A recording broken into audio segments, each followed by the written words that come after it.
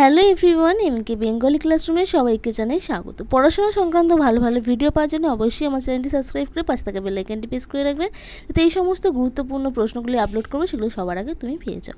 আজকে আমি ষষ্ঠ শ্রেণী গল্প হযবরল সুকুমার রায়ের লেখা পৃষ্ঠা 1 থেকে 16 যে সমস্ত গুরুত্বপূর্ণ প্রশ্নগুলো রয়েছে সেই সমস্ত গুরুত্বপূর্ণ প্রশ্নগুলো নিয়ে আজ আমি আলোচনা করছি। আশা করছি ভিডিওটা তোমাদের কাছে অনেকটা হেল্পফুল হবে। তো চলো ভিডিওটা শুরু করা যাক। একের দাগে হযবরল বইটির লেখক কে? সুকুমার রায়। 2. লেখকের রুমালটি কিসে পরিণত হয়েছিল? উত্তর, বিড়ালে পরিণত হয়েছিল। 3 দাগের প্রশ্ন কি রয়েছে? রুমালটি কোথায় বিড়ালে পরিণত হয়েছিল? হযবরল গল্পে রুমালটি গাছের তলায় ঘাসের উপর বিড়াল হয়ে গিয়েছিল। 4. শেষ পর্যন্ত বিড়াল কোথায় চলে গেল? শেষ পর্যন্ত বিড়ালটা ফ্যাচ ফ্যাচ করে হাসতে হাসতে লেজ খাড়া করে বাগানের বেড়া টপকে পালিয়ে গেল। 5. হযবরল গল্পটিতে কোন ঋতুর উল্লেখ আছে? গ্রীষ্মকাল। 6 দাগে কাক ও বুড়ো মিলিয়ে লেখকের বয়স কত অনুমান করেছিল?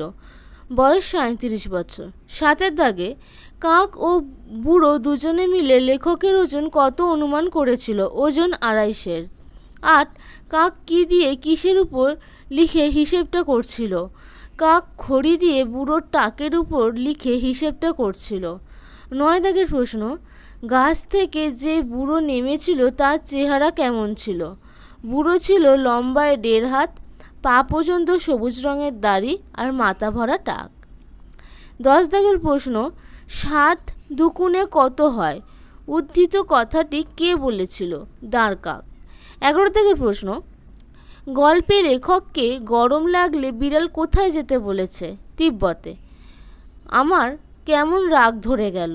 কোন কথা শুনে লেখকের রাগ হয়েছিল? এই মনে করো চন্দ্রবিন্দু, এই মনে করো তিব্বত। এই ধরনের একই কথা বিড়াল বলতে থাকলে লেখকের রাগ হয়েছিল। 13. চশমা শব্দটি কিভাবে গঠিত হয়েছে? চন্দ্রবিন্দুর চ, বিড়ালের তালবস্য, রুমালের মা, তাহলে কি হলো? চশমা। 14. গাছের ফোকর থেকে হঠাৎ করে কে বেরিয়ে এসেছিল? হঠাৎ গাছের ফোকর থেকে এক বুড়ো বেরিয়ে এসেছিল। তোমাদের এই অধ্যায়ের মানে হচ্ছে 1 থেকে 16 পৃষ্ঠার যে সমস্ত গুরুত্বপূর্ণ প্রশ্নগুলো রয়েছে আমি কিন্তু সেই সমস্ত গুরুত্বপূর্ণ প্রশ্নগুলি ভিডিওর মধ্যে দিয়েছি। এর বাইরে কিন্তু কোনো প্রশ্ন তোমরা পরীক্ষায় আসবে না, দরকার নেই অত প্রশ্ন করার। তোমরা যদি এই কটা প্রশ্ন ভালো করে পরীক্ষায় যেতে পারো, এর মধ্যে থেকেই তোমরা হযবরলর কোয়েশ্চেনগুলো পেয়ে যাবে।